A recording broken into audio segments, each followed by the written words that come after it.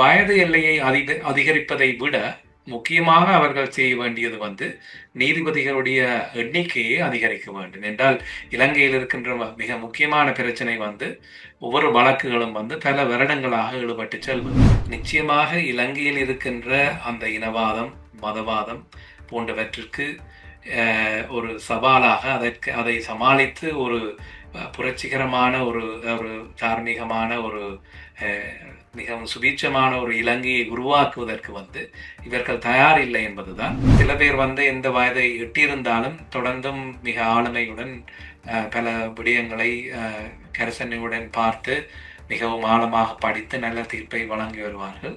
சில பேர் அந்த முதுமையை எட்டினதன் பின்னர் அவர்களுடைய அந்த விடயங்களை படிக்கின்ற தன்மையும் அதில் ஒரு சகிப்புத்தன்மை இல்லாத தன்மையும் தீர்ப்புகள் சரியாக எட்டப்படாத தன்மையையும் பார்க்கக்கூடியதாக இருக்கின்றன.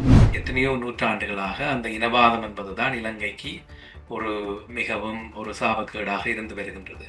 அந்த இனவாத தன்மையில் இருந்து விடுபடுவதற்கு இந்த அரசு தயாராக இல்லை. முக்கியமாக சிங்கள பௌத்தத்தை எதிர்த்து தமிழருக்கு நீதி பெற்றுக் கொடுக்கவோ அல்லது தமிழருக்கு எதிராக நடந்த இனப்படுகொலைக்கு ஒரு விசாரணையை நடத்த வேண்டிய ஒரு அப்படியான ஒரு செயற்பாடை செய்வதற்கான எதுவித சமீட்சைகளும் இலங்கை அரசாங்கத்திடமிருந்து வருவதாக தெரியவில்லை. இலங்கையில் தமிழர்களுக்கு எதிராக நடந்த இனப்படுகொலைக்கு, போர்க்குற்றங்களுக்கு, மனிதநேயத்துக்கு எதிரான குற்றங்களுக்கான விசாரணைகளை நடத்தப் போவதில்லை. ஆகவே சர்வதேச பொறிமுறை, சர்வதேச குற்றவியல் நீதிமன்றம், சர்வதேச நீதி பொறிமுறை ஊடாகத்தான் இலங்கையில் நடந்த இனப்படுகொலைக்கு சரியான நீதியான ஒரு விசாரணையை நாங்கள் பெற முடியும்.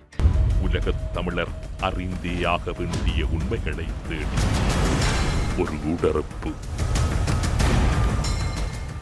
உங்கள் பெற்றோரின் நிம்மதியே எங்களின் நோக்கம். செவிலியர் பராமரிப்பு, ஆரோக்கிய உணவுகள் மற்றும் சொகுசு அறைகளுடன் ரத்மலானியில் வி கேர் ரெசிடென்ஸ். இத்தளத்தில் மிக குறைந்த கட்டணத்தில் விளம்பரம் செய்திட இன்றே தொடர்பு கொள்ளுங்கள். இன்றைய ஊடறுப்பு நிகழ்ச்சியில் எம்மோடு இணைந்து கொண்டிருக்கக்கூடியவர் பிரித்தானியாவில் இருக்கக்கூடிய மூத்த சட்டவாளர் அருண் கணநாதன் அவர்கள். ஊடறுப்பு நிகழ்ச்சியின் சார்பில் உங்களை வரவேற்பதில் மகிழ்ச்சி. வணக்கம். வணக்கம்.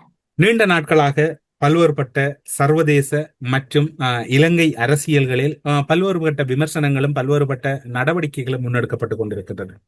முதன்முறையாக சட்டத்துறை சார்ந்து நீண்ட அனுபவம் உடைய ஒருவர், நீண்ட நாட்களாக சட்டத்துறையோட பயணிக்கக்கூடிய ஒருவர், சட்டத்தையே, அதாவது குறிப்பாக சட்டத்துறையே முதல் தெரிவாக தெரிவு செய்தவர். இலங்கையின் நீதிபதிகள், அதாவது நீதிபதிகளின் வயது அதிகரிப்பு பல மட்டங்களில் அதிகரிக்கப்பட்டிருக்கின்றது. அந்த அதிகரிப்பு தொடர்பில் இலங்கையில் கடும் எதிர்ப்புகள் வெளியாகியிருந்தாலும் சர்வதேச ரீதியாக அது ஒரு மௌனமான போக்கும் அமைதியான பார்வையுமாக இருக்கின்றது. நீண்ட நாட்களாக உயர் நீதிமன்ற நீதியரசராக இருக்கக்கூடியவர்கள், மேன்முறையீட்டு நீதிமன்ற நீதியரசர்கள் என்று பல ஹைகோர்ட், சுப்ரீம் கோர்ட்டினுடைய வயதுகள் அதிகரிப்பு தொடர்பில் உங்களுடைய அனுபவம் எப்படி இருக்கின்றது? இலங்கையின் வயது அதிகரிப்பை நீங்கள் எப்படி பார்க்கிறீர்கள்? இதை பிரித்தானியாவில் நோக்கிலிருந்து பார்த்தால் இங்கு வயதை எவ்வளவு தூரம் குறைக்கலாம் என்று பார்த்து கொண்டிருக்கின்றார்கள் என்று கேட்டால், ஒரு பக்கத்தில் அவர்களுக்கு வயது வரும் பொழுது பல அனுபவம், முதிர்ச்சி வருகின்றது.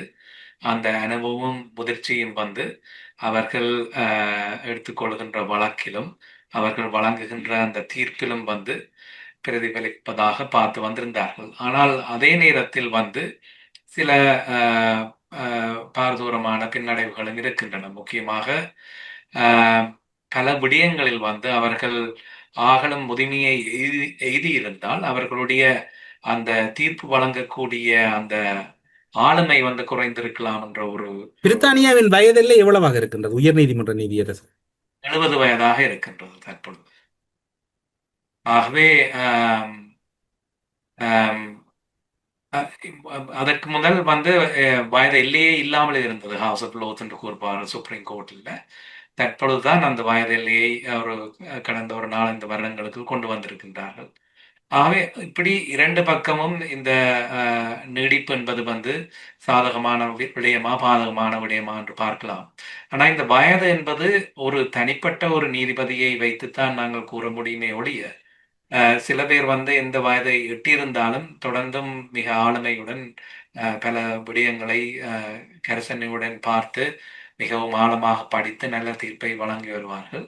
சில பேர் அந்த முதுமையை எட்டினதன் பின்னர் அவர்களுடைய அந்த விடயங்களை படிக்கின்ற தன்மையும், அதில் ஒரு சகிப்புத்தன்மை இல்லாத தன்மையும், தீர்ப்புகள் வந்து சரியாக எட்டப்படாத தன்மையையும் பார்க்கக்கூடியதாக இருக்கின்றது. ஆகவே ஆம், இது சரியான ஒரு பதிலை கொடுக்க முடியாவிட்டாலும், பொதுவாக இந்த நீடிப்பு என்பது வந்து ஒரு தேவையற்ற விடயம் என்று தான் பார்க்க வேண்டும். ஏனென்று கேட்டால், இன்னொரு விடயம் பக்கத்திலிருந்து பார்த்தால், எவ்வளவு தூரம் இளவயதுள்ளவர்கள் இந்த நீதித்துறையில் ஆரம்ப காலத்திலேயே சேருகின்றார்களோ, அவர்கள் இன்னும் மிக அனுபவத்தை பெற்று ஒரு கட்டத்தில் அவர்கள் உயர் நீதிமன்றம், மேன்முறையீட்டு நீதிமன்றம், சுப்ரீம் கோர்ட், உச்ச நீதிமன்றம் போன்றவற்றை எட்டும் பொழுது மிகவும் அனுபவசாலிகளாக வருகின்றார்கள். ஆகவே இந்த வயதை அதிகரிக்கும் பொழுது அந்த இளையவர்கள் இந்த நீதித்துறையில் சேருவதற்கான வாய்ப்பும், அவர்களுக்கு சரியான சந்தர்ப்பங்கள், ஒரு உயர் நீதிமன்றத்தில் இருந்து மேல ஒரு இள வயதிலேயே பயணிக்கக்கூடிய ஒரு சந்தர்ப்பமும் இல்லாமல் போகின்றது. அப்படி இல்லாமல் போகும் பொழுது எதிர்காலத்தில், இன்று அதற்கான தேவையை அரசாங்கம் உணர்ந்திருக்கலாம். ஆனால் ஒரு 10 வருடம் 15 வருடங்களில் வந்து அந்த மிகவும் அனுபவமான நீதிபதிகள் வந்து மேன்முறையீட்டு நீதிமன்றம், சுப்ரீம் கோர்ட் போன்றவற்றில் அமர்வதற்கான வாய்ப்புகள் வந்து குறையக்கூடிய வாய்ப்பையும் இருக்கின்றது. ஆகவே வயது எல்லையை அதிகரிப்பதை விட முக்கியமாக அவர்கள் செய்ய வேண்டியது வந்து நீதிபதிகளுடைய எண்ணிக்கையை அதிகரிக்க வேண்டும். என்றால் இலங்கையில் இருக்கின்ற மிக முக்கியமான பிரச்சனை வந்து ஒவ்வொரு வழக்குகளும் வந்து பல வருடங்களாக ஈடுபட்டு செல்வது. ஆகவே அது கிரிமினல் தீர்ப்புகளாக இருக்கட்டும், சிவில் முடிவுகளாக இருக்கட்டும். ஆகவே அந்த ரீதியில் வந்து நீதிபதிகளுடைய எண்ணிக்கையை அதிகரித்து, அவர்களுடைய பயிற்சி, அவர்களுடைய மற்ற சர்வதேச நீதிபதிகளுடன் பழகின்ற வாய்ப்புகள், அவர்களுடன் எவ்வளவு தூரம் பயிற்சியை வழங்குவது, சர்வதேச நிபுணர்களிடமிருந்து, ஸ்பெஷல் ராப்போர்ட்டர்ஸ், யுனைடெட் நேஷன்ஸ் எக்ஸ்பர்ட்ஸ் போன்றவர்களிடமிருந்து பயிற்சியை அவர்களுக்கு பெற்றுக் கொடுப்பதுதான் இன்றைய காலத்தின் தேவை என்று நான் பார்க்கின்றேன். இலங்கையில் உள்ளக ரீதியாக இடம்பெறுகின்ற விசாரணைகளும், அந்த விசாரணைகளை தொடர்ந்து இடம்பெறுகிற கைதுகளையும் நீங்கள் எப்படி பார்க்கிறீர்கள்? அங்கு பல்வேறுபட்ட விசாரணைகள் தீவிரப்படுத்தப்பட்டுக் கொண்டிருக்கின்றன. 2009க்கு முன்னும் சரி பின்னும் சரி தொடர்ச்சியாக அரசுகள் மீதும் விசாரணைகள் மீதும் அதிருப்தி அடைந்த நிலையில் உயிர்த்த ஞாயிறு தாக்குதலாக இருக்கலாம், அல்லது இப்போது இடம்பெற்று வருகின்ற மற்றும் பல்வேறுபட்ட விசாரணைகளை ஒரு சட்டத்துறை சார்ந்த ஒருவராக எப்படி பார்க்கிறீர்கள்? இன்று இலங்கை இன்றைய அரசாங்கத்தினுடைய நிலைப்பாட்டை பார்த்தீர்கள் என்று சொன்னால், அந்த 2009 நடந்த முள்ளிவாய்க்கால் இனப்படுகொலை பற்றி தொடர்ந்தும் அவர்கள் மௌனம்தான் சாதித்து வருகின்றார்கள். முக்கியமாக ஹியூமன் ரைட்ஸ் கவுன்சிலில் இருந்து வந்த அந்த பிரேரணைகளின் அடிப்படையாகவோ அல்லது சர்வதேச சமூகம் கொடுத்த அந்த அழுத்தங்கள் காரணமாகவோ எந்த ஒரு காத்திரமான ஒரு விசாரணையும் அவர்கள் ஆரம்பிக்கவில்லை. ஆனால் முக்கியமாக இந்த ஈஸ்டர் சண்டே, உயிர்த்த ஞாயிறு தாக்குதல் விடயத்தில் வந்து தொடர்ந்து அவர்கள் கவனித்து வருகின்றார்கள். இதில் இந்த விடயத்தில் வந்து ஒரு அரசியலையும் நாங்கள் பார்க்கக்கூடியதாக இருக்கின்றது. ஏனென்றால் உயிர்த்த ஞாயிறு என்பது வந்து முக்கியமாக அந்த காலகட்டத்தில் இன்றும் கூட அந்த ராஜபக்சர்கள் ஈடுபட்டார்கள் என்ற ஒரு குற்றச்சாட்டு இருப்பதனால் அதில் ஒரு அரசியல் வந்து இன்றைய அரசாங்கத்திற்கு இருக்கின்றது. அதனால் அதை தொடர்ந்து மிகவும் கவனமாக அந்த விசாரணையை கொண்டு செல்கின்றார்கள். ஆனால் மற்றைய விடயங்களில் வந்து அவர்கள் எந்த ஒரு சரியான முடிவையும் எடுக்காமல், முக்கியமாக காணாமல் போனவர்கள் சம்பந்தமாகவோ அல்லது கடைசி நேரத்தில் 2009 நடந்த முள்ளிவாய்க்கால் இனப்படுகொலை சம்பந்தமாகவோ வந்து எந்த விசாரணையும் ஆரம்பிக்கப்படாமல் இருப்பது அல்லது சரியாக செல்லாமல் இருப்பது வந்து மிகவும் ஏமாற்றத்தை அளிக்கின்றது. அத்துடன் அவர்களுடைய அரசியலை பார்த்தீர்கள் என்று சொன்னால், அண்மையில் வந்து இந்த கருப்பு ஜூலை அனுஷ்டிக்கப்பட்ட பொழுது இலங்கையினுடைய பிரதமராக இருக்கட்டும், நீதி அமைச்சராக இருக்கட்டும், பல அரசாங்க தரப்பு அரசியல்வாதிகள் வந்து அந்த விடயத்தை கருப்பு ஜூலையை மிகவும் கண்டித்து எப்படி தமிழர்கள் பாதிக்கப்பட்டார்கள் என்று சொல்லி பல அறிக்கைகளை வெளியிட்டார்கள். ஆனால் முள்ளிவாய்க்கால் இனப்படுகொலை என்று வரும் பொழுது மே மாதம் 18ஆம் தேதி முள்ளிவாய்க்கால் தினம் அனுஷ்டிக்கப்படும் பொழுது அவர்கள் இலங்கை அரசாங்கம் தொடர்ந்து மௌனம் சாதித்து வருகின்றது. இந்த அரசியலும் அதிலேயும் ஒரு அரசியல் இருக்கின்றது. என்னென்று கேட்டால் அவர்கள் முக்கியமாக தங்களுடைய உரையில் வந்து இந்த 83ஆம் ஆண்டு கலவரம் வந்து அது யுஎன்பி அரசாங்கத்தினுடைய ஒரு கட்டவிழ்த்து விடப்பட்ட ஒரு இனப்படுகொலை அல்லது ஒரு கலவரம் என்று கூறியிருந்தார்கள். ஆகவே அதை ஒரு யுஎன்பி தொடர்பாக அவர்களை விமர்சிப்பதற்கு தமிழர் விடயத்தை பாவிப்பதாக இருக்கின்றது, அல்லது ஸ்ரீலங்கா பொதுஜன பெரமுன SLPP தொடர்பாக அல்லது ராஜபக்சர் தொடர்பாக ஏதாவது விமர்சிக்க வேண்டும் அல்லது அவர்களுக்கு எதிராக வழக்குகள் முன்னெடுக்கப்பட வேண்டும் என்று சொன்னால் உயிர்த்த ஞாயிறு விடயத்தை பார்க்கின்றார்கள். ஆனால் ஒரு இனப்படுகொலைக்கு வந்து தமிழர்கள் என்ற விடயத்துல வந்து எந்த ஒரு காத்திரமான விசாரணையை ஆரம்பிக்காதது வந்து ஒரு மிகவும் பிழையான விஷயம், ஒரு ஏமாற்றம் அளிக்கின்ற விஷயம் என்றுதான் நாங்கள் பார்க்க வேண்டும். இப்போது சர்வதேச ரீதியாக இருக்கின்ற விவகாரங்கள் பல்வேறுபட்ட தளங்களிலே பேசப்படுகிறது. குறிப்பாக சர்வதேச அளவில் இலங்கையின் மனித உரிமைகளாக இருக்கலாம் மற்றும் பல விடயங்களும் பெரிய அளவில் முக்கியத்துவம் பெறவில்லை என்று கூறப்படுகிறது. ஆனால் சர்வதேச ரீதியாக என்ன ஒழுங்கு இருக்கின்றது, என்ன இடம் பெறுகிறது? சர்வதேச ரீதியாக இன்றைக்கு இந்த அமெரிக்க அதிபர் ட்ரம்ப் பதவியேற்றதன் பின்னர் இந்த ரூல் பேஸ்ட் ஆர்டர் என்று கூடுவார்கள், சட்டத்தின் அடிப்படையில் உருவாக்கப்பட்ட உலக ஒழுங்கு வந்து மிகவும் பாதிக்கப்பட்டிருக்கின்றது. அவர் வந்து முக்கியமாக நேட்டோவில் இருந்து வெளியேறுவது, சர்வதேச அமைப்புகளுடன் ஒத்துழைப்பு கொடுக்காத தன்மை, மற்றது இந்த சர்வதேச சட்டத்தை மதிக்காத தன்மை, அது ஈரான் போராக இருக்கலாம், யுக்ரைன் போராக இருக்கட்டும், அல்லது காசாவில் நடந்த இனப்படுகொலையாக இருக்கட்டும். இந்த விடயங்களில் வந்து ஒரு சர்வதேச சட்டத்தின் கீழ் அடிப்படையில் எந்த முடிவுகளையும் அவர் எடுப்பதாக தெரியவில்லை, அவர் அரசாங்கமும் எடுப்பதாக தெரியவில்லை.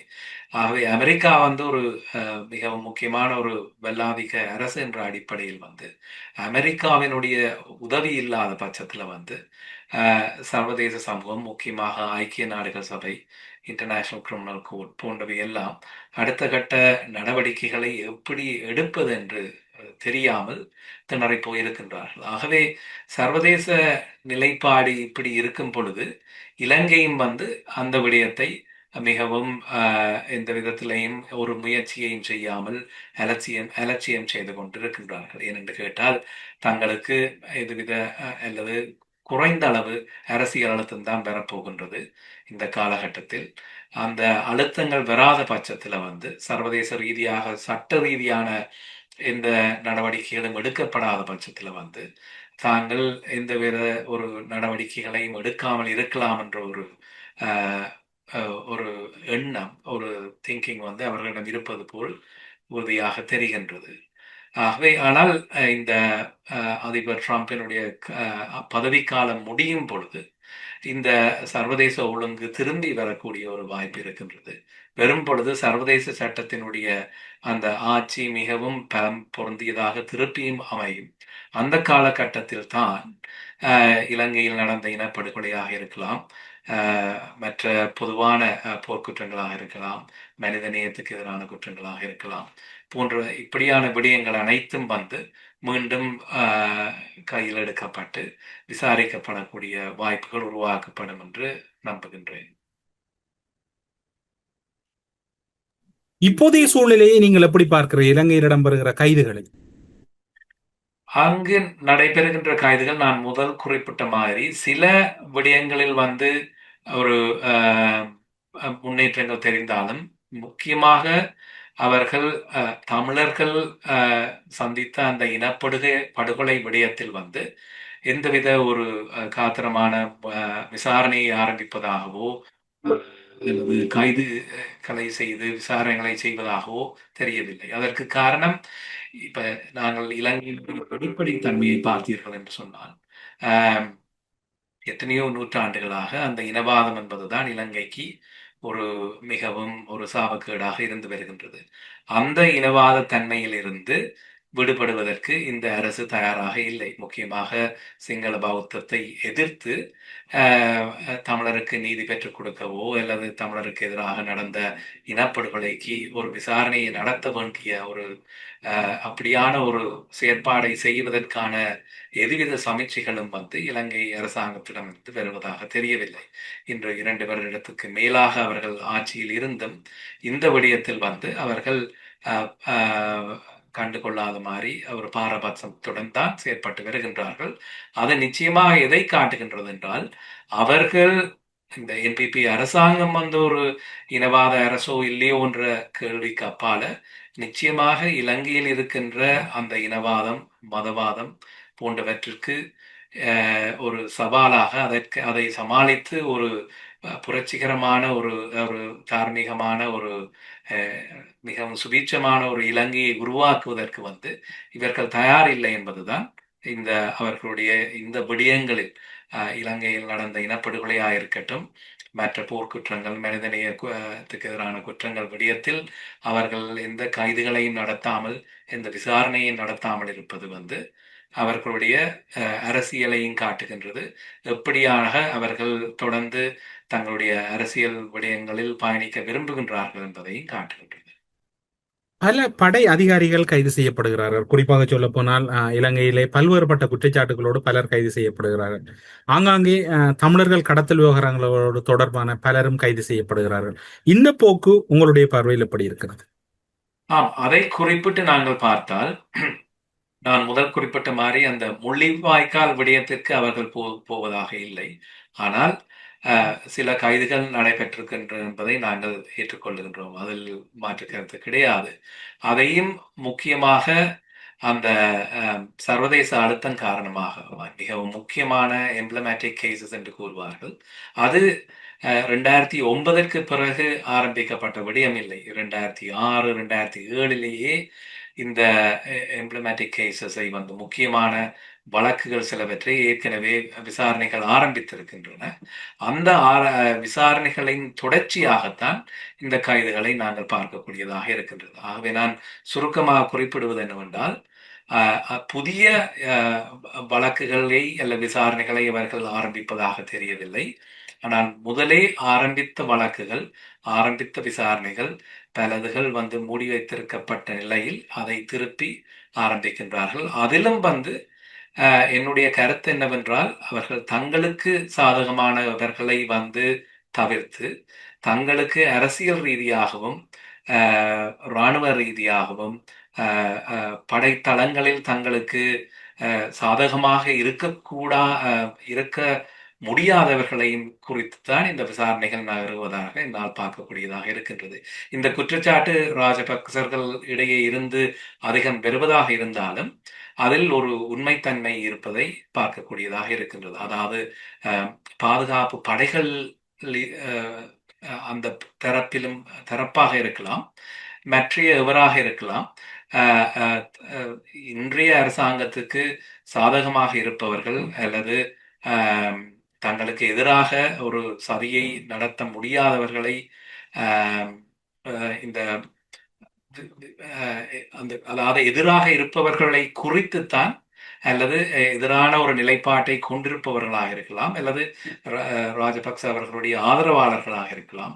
அப்படியானவர்களுடைய செயற்பாடுகள் தான் இன்று விசாரணைகளாகவும் கைதுகளாகவும் அடுத்த கட்டத்துக்கு போவதை நாங்கள் பார்க்கக்கூடியதாக இருக்கின்றது. ஒட்டுமொத்தத்தில் இதில் தமிழ் சமூகம் இப்போதைய போக்கை எப்படி பார்க்க வேண்டும், அல்லது உங்களுடைய பார்வையில் தமிழ் சமூகம் எப்படி போக வேண்டும் என்று நீங்கள் எதிர்பார்க்கிறீர்கள்? தமிழ் சமூகம் இந்த இலங்கையில் நடந்த இனப்படுகொலைக்கு நீதி கிடைக்க வேண்டும் என்றால் அது சர்வதேச பொறிமுறை ஊடாக மாத்திரம்தான் கிடைக்கும். ஏனென்று கேட்டால், இலங்கை அரசாங்கம் எங்களுக்கு தெரியும், இந்த அரசாங்கம் மாத்திரம் இல்லாமல் இலங்கையினுடைய கட்டமை அந்த ஸ்ட்ரக்சர் ஒரு இனவாத தன்மையை கொண்டது. ஆகவே அது பௌத்த பீடங்களாக இருக்கலாம், அரசியல் தலைமைகளாக இருக்கலாம், அல்லது இலங்கையில் மிகவும் பலம் வாய்ந்த மீடியாவாக இருக்கலாம். அனைத்தும் அஹ், தமிழர்களுக்கு எதிராக அல்லது ஒரு சிங்கள பௌத்த பேரினவாத தன்மையைத்தான் கொண்டிருக்கின்றார்கள். அந்த அடிப்படையில் இருக்கும் பொழுது எந்த ஒரு கட்சி அங்கு ஆட்சிக்கு வந்தாலும் அஹ், இலங்கையில் தமிழர்களுக்கு எதிராக நடந்த இனப்படுகொலைக்கு, போர்க்குற்றங்களுக்கு, மனிதநேயத்துக்கு எதிரான குற்றங்களுக்கான விசாரணைகளை நடத்தப் போவதில்லை. ஆகவே சர்வதேச பொறிமுறை, சர்வதேச குற்றவியல் நீதிமன்றம், சர்வதேச நீதி பொறிமுறை ஊடாகத்தான் ஆஹ், இலங்கையில் நடந்த இனப்படுகொலைக்கு சரியான நீதியான ஒரு விசாரணையை நாங்கள் பெற முடியும். அந்த சந்தர்ப்பத்துல தொடர்ந்தும் சர்வதேசம் நோக்கித்தான் எங்களுடைய அந்த நீதிக்கான தேடல் இருக்க வேண்டும். ஆகவே அதில் அரசியல் தரப்புகளாக இருக்கலாம், மனித உரிமை செயற்பாட்டாளர்களாக இருக்கலாம், வெளிநாட்டு செயற்பாட்டாளர்களாக இருக்கலாம். இன்று நான் முதல் குறிப்பிட்ட மாதிரி சர்வதேச நிலைமை எந்த ஒரு விசாரணைக்கும் சாதகம் இல்லாமல் அல்லது மனித உரிமை மீறல்களை விசாரிக்கின்ற ஒரு தன்மை இல்லாமல் சர்வதேச சட்டத்தை மதிக்காத ஒரு தன்மை இருந்தாலும் நாங்கள் தொடர்ந்து எங்களுடைய அந்த நீதி கோரலை முன்னெடுத்து கொண்டு இருக்கின்ற ஒரு சூழ்நிலையில அஹ், அமெரிக்காவில் நடக்கப் போகின்ற அரசியல் மாற்றம், அது சில வருடங்கள் இருந்தாலும் அந்த வருகின்ற அரசியல் மாற்றம் மற்றது பூகோள ரீதியாக வருகின்ற அரசியல் மாற்றங்களில் ஊடாக அந்த சர்வதேச நீதி பொறிமுறையை நாங்கள் எட்டக்கூடிய வாய்ப்பு தொடர்ந்து இருக்கும் என்றுதான் நான் பார்க்கின்றேன். ஆகவே அதற்கான வேலைகளை தான் நாங்கள் தொடர்ந்து செய்ய வேண்டும் என்பது என்னுடைய கருத்து. புலம்பெயர் சமூகம் இந்த சூழலில் சற்று அமைதியாக இருக்கின்றது என்று உணர்கிறீர்களா, அல்லது வெறுப்பில் இருப்பதாக உணர்கிறீர்களா, அல்லது சோர்வடைந்து விட்டதாக உணர்கிறீர்களா, அல்லது கட்டமைப்பு ரீதியாக அவர்கள் ஏதோ ஒரு வகையில் சங்கடப்பட்டிருப்பதாக உணர்கிறீர்களா? சோர்வடைந்ததாக நான் பார்க்கவில்லை. அவர்களுடைய அந்த கையாள்கை யதார்த்தத்தை உள்ளடக்கியதாக இருக்கின்றது. அதாவது இன்றைக்கு நீங்கள் எந்த ஒரு முயற்சிகளை செய்தாலும் அதிக பலன் கிடைக்கப் போவதில்லை. ஏனென்றால் சர்வதேச சூழ்நிலை இலங்கை விடயம் மாத்திரம் இல்லாமல் அது பலஸ்தீனிய விடயமாக இருக்கட்டும், எந்த ஒரு விடயத்திலையும் இந்த மனித உரிமைகளை அடிப்படையாக கொண்ட ஒரு கையாளுகை, ஒரு அரசியல், அதில் முதலும் கூட எத்தனையோ சிக்கல்கள் இருந்திருந்தாலும் ஒரு மனித உரிமை சார்ந்த சர்வதேச சட்டம் சார்ந்த ஒரு கையாளுகை உலகளாவிய ரீதியில் இருந்து வந்தது. அதில் பூகோள அரசியல் மிகவும் பின்னி பிணைந்திருப்பதை நாங்கள் பார்க்கக்கூடியதாக இருந்தது. எனினும் பல சந்தர்ப்பங்கள் தொடர்ந்து இருந்து கொண்டிருந்தன. அதனால்தான் 2009 யுத்தம் முடிவடைந்திருந்தாலும் 16-17 வருடங்களாக தொடர்ந்து இந்த சர்வதேச நீதி தேடல் விடயத்தை நாங்கள் தொடரக்கூடியதாக இருந்தது. ஆனால் இந்த கடந்த 2 வருடங்கள் இந்த காசாவில் நடந்த சம்பவங்களாலேயும் ஈரான் போர், யுக்ரைன் போர் போன்றவையும் சர்வதேச சமூகத்தையே முழுமையாக ஒரு உலுக்கிய நிலையில் சர்வதேச கட்டமைப்புகள், ஐநா, ஐக்கிய நாடுகள் சபை, இன்டர்நேஷனல் கிரிமினல் கோர்ட் அனைத்தும் ஒரு செயற்பட முடியாத ஒரு பாரதூரமான ஒரு நிலைக்கு தள்ளப்பட்ட நிலையில அந்த வெளிநாட்டு செயற்பாட்டாளர்களாக இருக்கலாம், இலங்கையில் இருக்கின்ற செயற்பாட்டாளர்களாக இருக்கலாம், அந்த சர்வதேச பொறிமுறை விடயத்தை அடுத்த கட்டத்துக்கு எடுத்து செல்வது சற்று கடினமாக இருந்து கொண்டிருக்கின்றது. எனினும் ஒருவரும் இந்த விடயத்தில் முழுமையாக கைவிட்டு விட்டதாக நான் பார்க்கவில்லை. ஆனால் சற்று இப்பொழுது எந்த முயற்சியையும் செய்வது அதிக பயனளிக்காத என்ற அடிப்படையில் தற்பொழுது ஏன் அதிக நேரத்தை வீணாக்குவான், நாங்கள் அரசியல் சூழ்நிலை எங்களுக்கு சாதகமாக அமையும் பொழுது அமெரிக்காவில் வருகின்ற ஆட்சி மாற்றமாக இருக்கலாம், அதன் ஊடாக சர்வதேச அந்த கட்டமைப்பு மிகவும் மீண்டும் ஒரு புத்துணர்ச்சி பெறக்கூடிய வாய்ப்பு உருவாகும். அந்த நேரத்தில் எங்களுடைய முயற்சியை முழுமையாக செய்ய வேண்டும் என்ற பார்வையுடனும் நோக்கத்துடன் தான் அவர்கள் காத்திருப்பதாக நான் பார்க்கின்றேன். உங்களுடைய பார்வையில் அவர்கள் இன்றும் ஒரு செயற்பாட்டளவில் பலமாகத்தான் இருப்பதாக எடுத்துக்கொள்ளலாம். நிச்சயமாக இப்பொழுது நாங்கள் தமிழர்கள் செறிந்து வாழுகின்ற யுனைடெட் கிங்டம், கனடா, யூரோப்பியன் நாடுகள் போன்றவற்றை பார்த்தீர்கள் என்று சொன்னால், இந்த வெளிநாடுகளில் வந்து தமிழர்களுடைய அரசியல் செல்வாக்கு இன்னும் அதிகரித்து கொண்டு வருகின்றது. கனடாவாக இருக்கட்டும், அங்கு ஒரு கேபினட் ரேங்கில் செக்யூரிட்டி மினிஸ்டராக தமிழர் இருக்கின்றார். இன்று பிரித்தானியாவில் வந்து வெளியுறவுத்துறையில் வந்து ஒரு ஜூனியர் ராஜாங்க அமைச்சராக உமா குமரன் இணைந்திருக்கின்றார். அந்த ரீதியில் வந்து தமிழர்களுடைய அரசியல் பலமும் பொருளாதார பலமும் பரவலாக வளர்ந்து கொண்டுதான் இருக்கின்றது.